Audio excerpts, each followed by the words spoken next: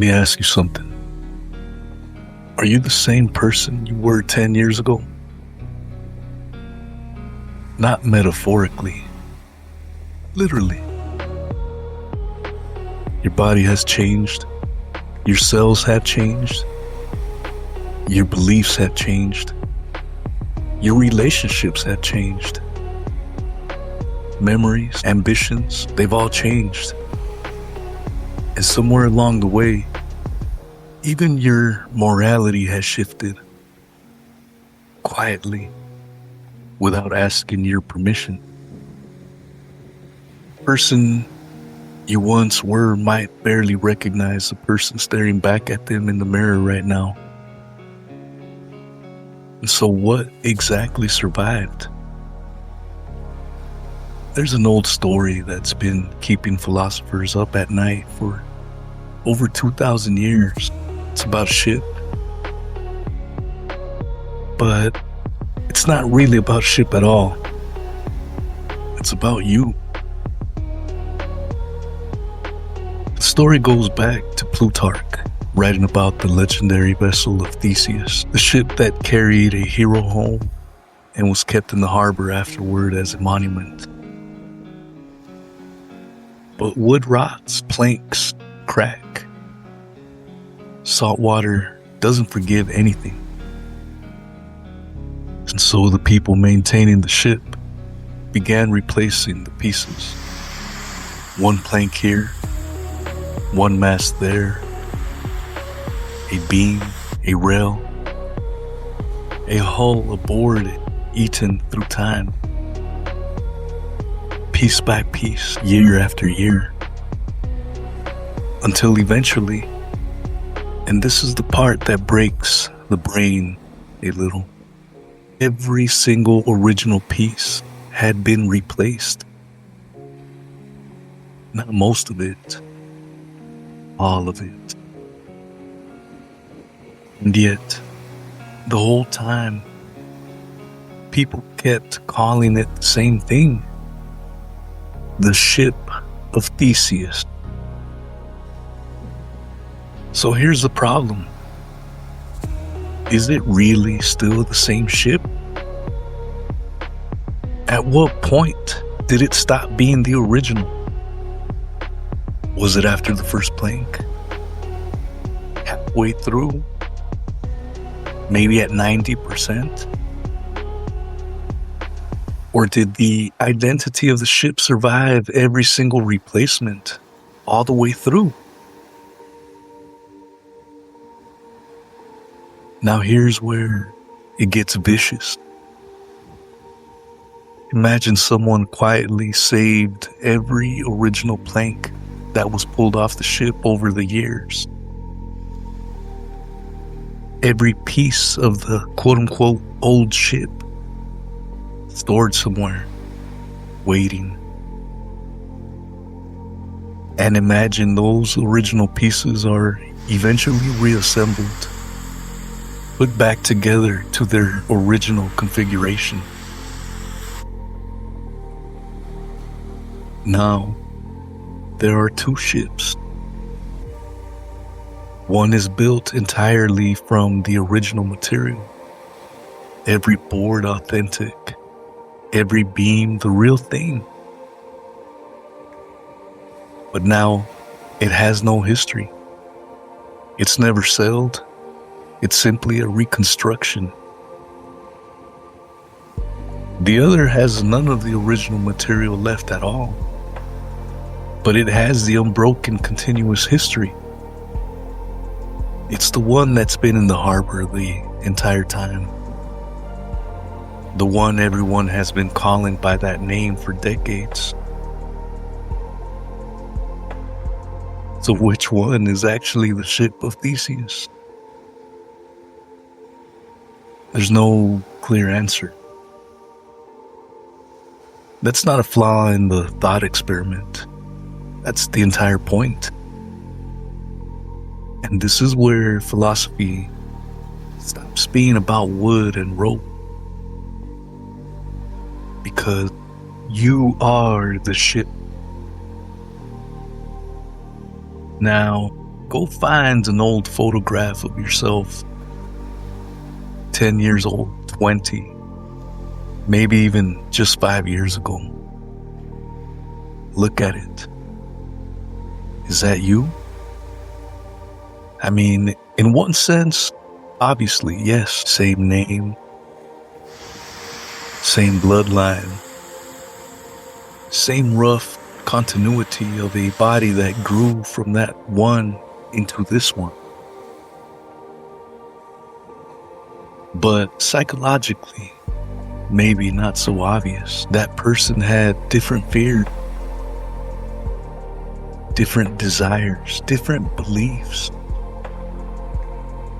different dreams, different enemies, different friends, different goals, a different, smaller understanding of what the world even was.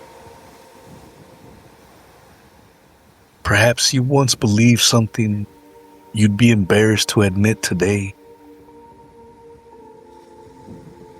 Maybe you once loved someone you can barely stand the thought of right now. Maybe you wanted something so badly it kept you up at night. And today, it means nothing to you. Less than nothing. So, what is it that connects the two of you? Is it your name? Your body? Your memories? Your consciousness? Maybe it's your personality? The unbroken thread of your existence through time? Or is it simply the story you keep telling yourself? The narrative stitched together after the fact to make it feel like one continuous life instead of a sequence of different people wearing the same face.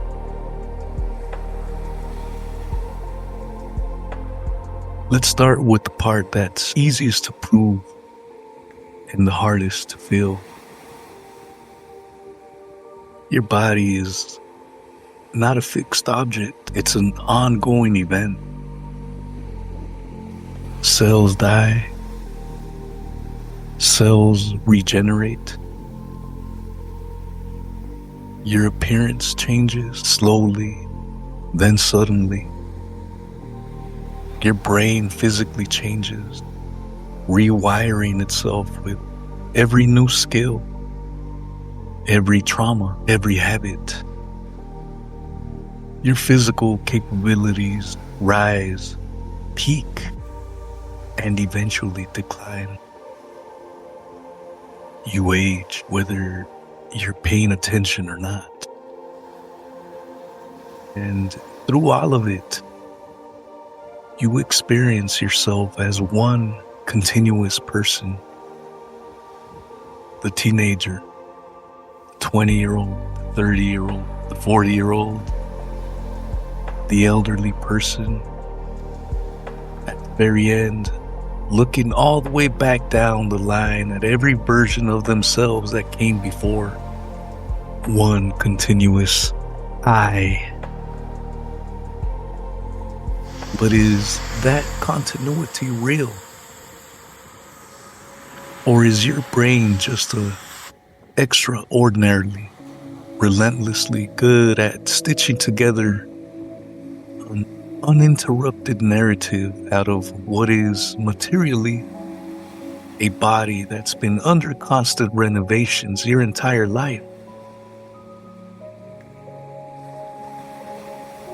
Now here's something to think about.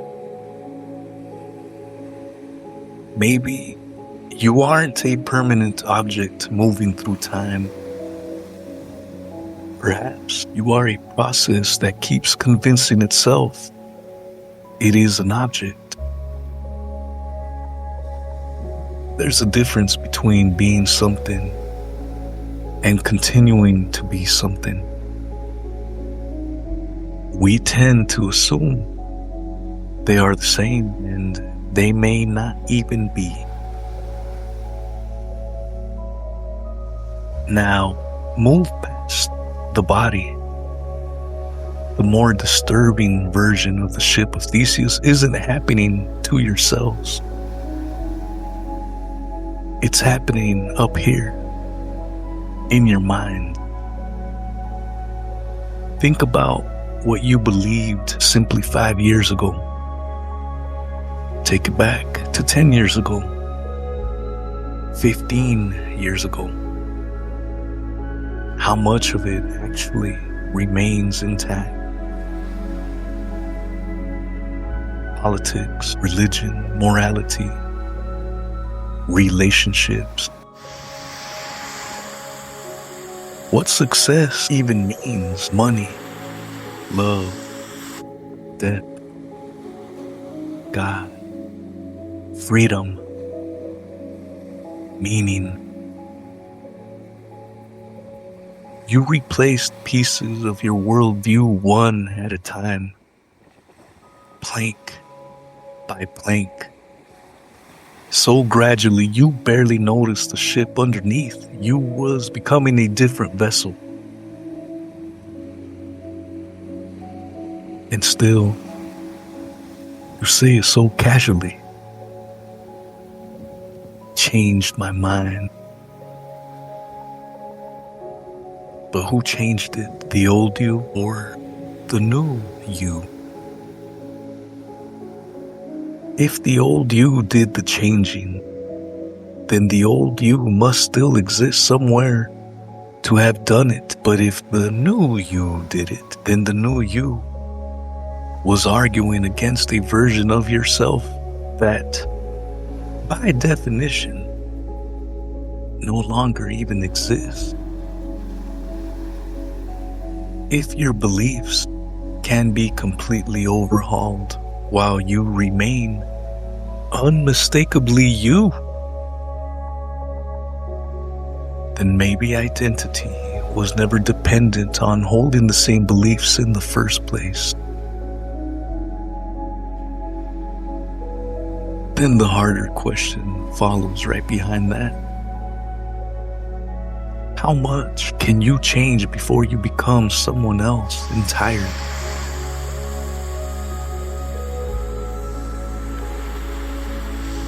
This is where it gets personal, because this is the entire premise of trying to become better at anything. Self-improvement sounds simple on the surface.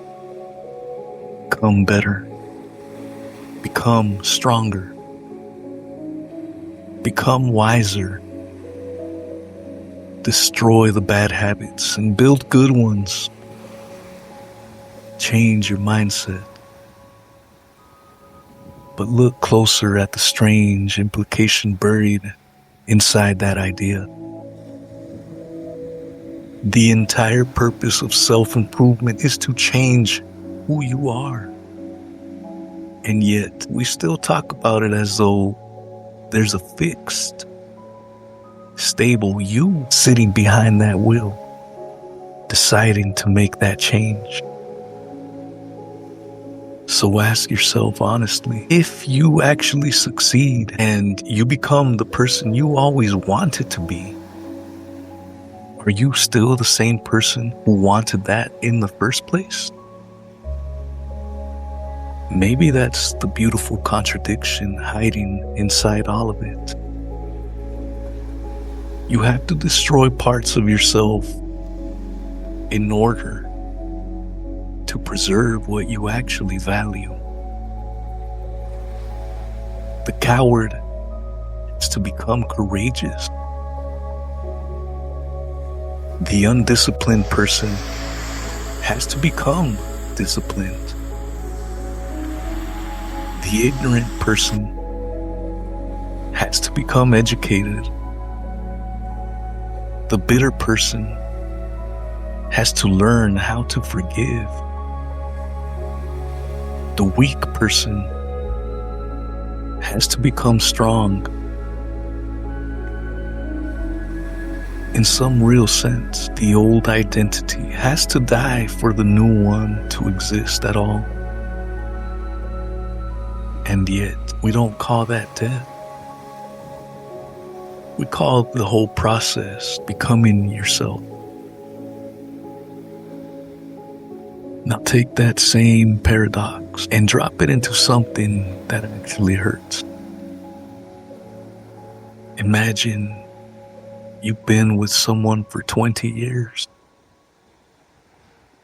Here's the uncomfortable truth. You are not the two people who met 20 years ago. They've changed. You've changed. Priorities have changed. Appearances changed. Dreams have changed. Fears changed. The relationship itself, the actual thing between you, has changed. Piece by piece, year after year.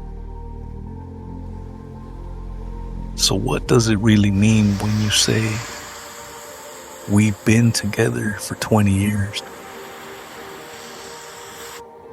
Is that relationship one continuous thing? Or is it actually thousands of slightly different relationships, each one quietly replacing the last? All connected only by memory and habit. And the story you agree to keep telling, push it even further. Because this is where it stops being comfortable. If someone changes so dramatically that you no longer recognize the person you once fell in love with, are you still obligated to love them simply because of who they used to be?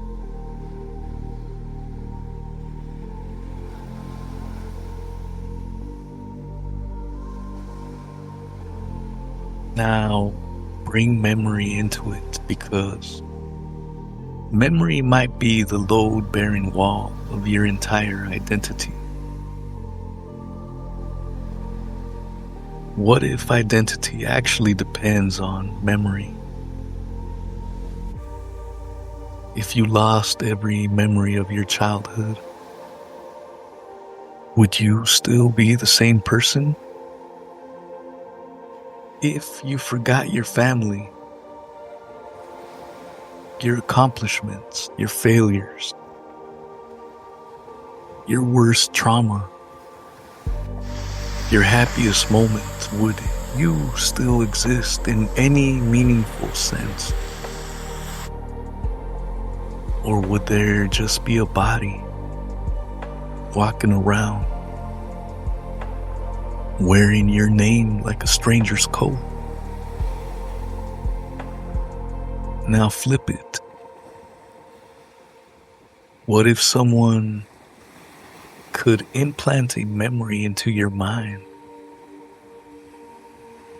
You suddenly remember an event that never actually happened, but you believe completely and without any doubt that it did. Does that false memory become part of your identity simply because you believe it? This raises a genuinely unsettling possibility. Maybe the person you think you are is, in large part, just a collection of memories, and memories are notoriously unreliable. They shift, they blur, they get rewritten every time you recall them. So how stable is a self that's built on a foundation like that?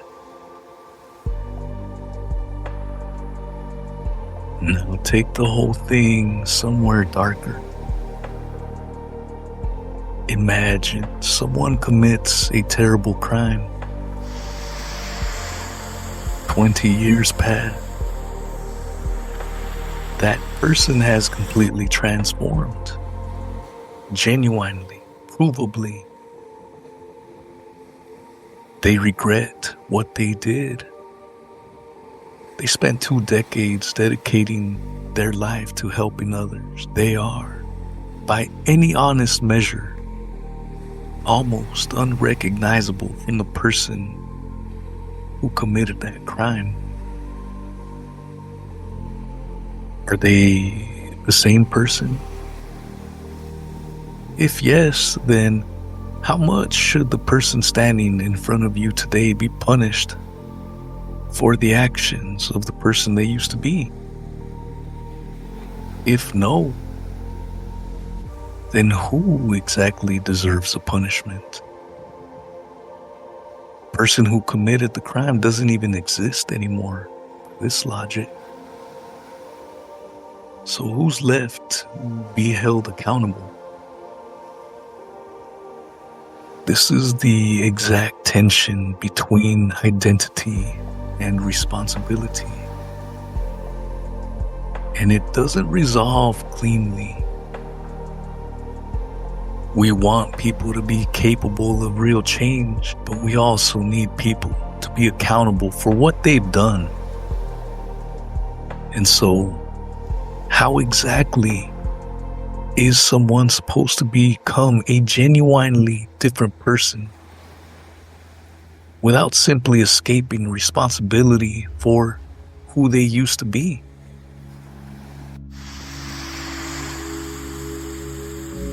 Think about that.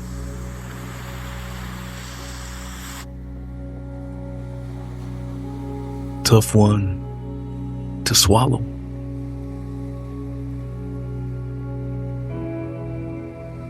Let's come back to the paradox. Maybe there is no single plank that makes the ship of Theseus the ship of Theseus.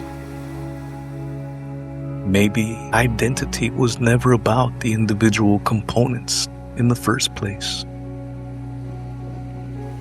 Maybe it's continuity, the story, the relationships between the parts, the history,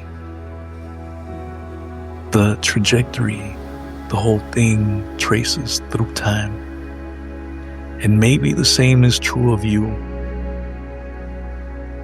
Maybe you are not yourselves, not your beliefs, not your memory,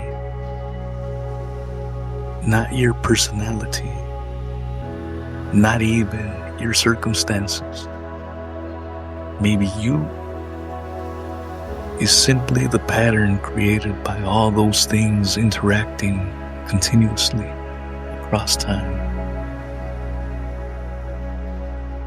Then the ultimate question shows up, and it doesn't leave.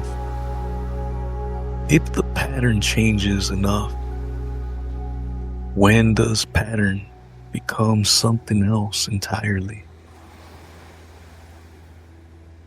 There may be no clean line. And that's not a failure of the question. That's the entire point. There's something worth actually taking with you. You don't have to remain the person you were. You aren't obligated to protect an old identity simply because you've been dragging it around for years. The version of you that was afraid doesn't get to dictate the behavior of the version of you that exists right now. The version of you that failed doesn't get to define the version of you that comes next. The version of you that was angry doesn't need to stay angry. The version of you that was weak doesn't have to stay weak. And maybe, most importantly,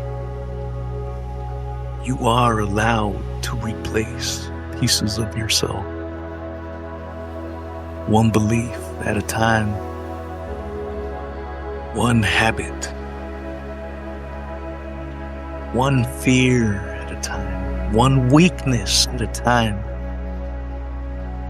until one day you look back down the line and realize almost everything has been swapped out. And yet, somehow, you are still here. Don't let this settle into easy motivational philosophy. It deserves to be challenged. What if there is no permanent self at all?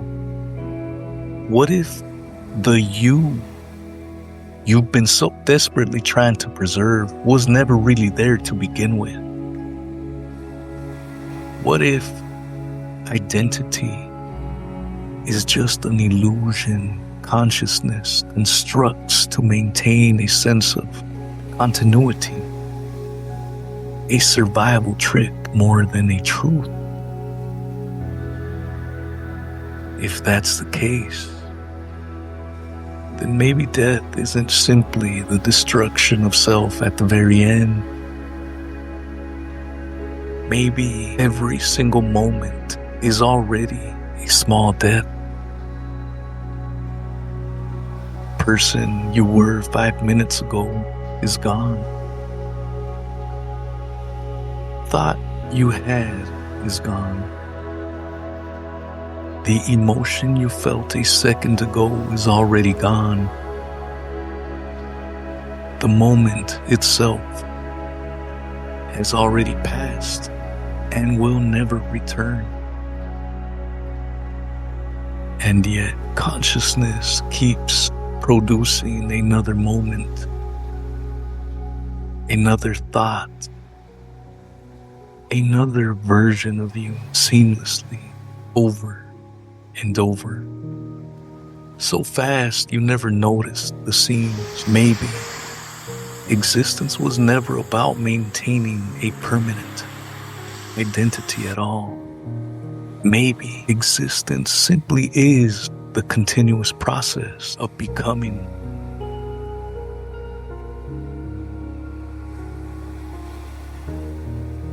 Let's slow down for a second. Imagine yourself 10 years from now. Different experiences, different relationships, different beliefs, a different body, different priorities. It's entirely possible that the person you become would barely recognize the person you are right now reading this. Will that person still be you? And if the answer is yes, what makes it you? Think about that. Maybe the question isn't whether you are the same person. Maybe the question is whether you are becoming someone you can live with. You are the ship of Theseus.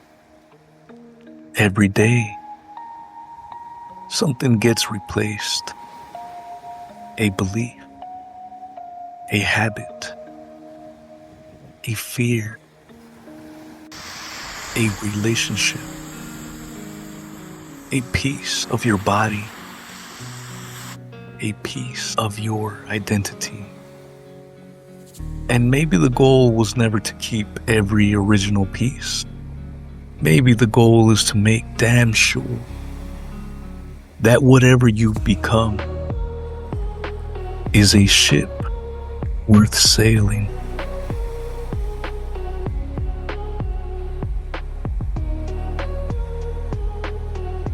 If this resonated, if this hit, share it.